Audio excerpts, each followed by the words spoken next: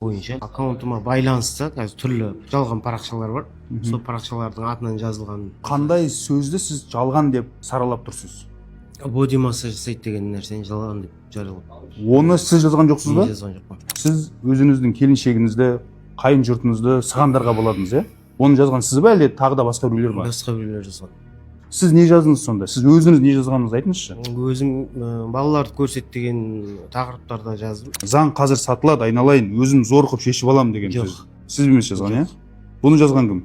Бұны жазған сол әлеуметтік желілерде жазылған. Мысалы Нұрсұлтан Жақсыген деп кез келген адам аккаунтын жазып қоя салады. Менің өзім TikTok'та 10 аккаунт бар. Инстаграмда 10 аккаунт бар, фейк аккаунттар. Менің де шарттарым болады, баланы алып кетуге, қайта апарсам да, соған қолхат жазып бересің деп Фаризаға жазыпсыз, рас қой? Жоқ. Мынау енді сіздің нөміріңіз ғой. Мына жерде көрінбей тұр ғой. 147 деген көрініп 2 деген нөмір бар ма ішінде? 8 деген. 8 деген нөмір тұр. Бар, иә, сізде? Иә. Демек сіз ғой бұл. Жоқ, мен емес, өйткені взломать етілген ғой, менде бүкіл дәлелдер бар ғой.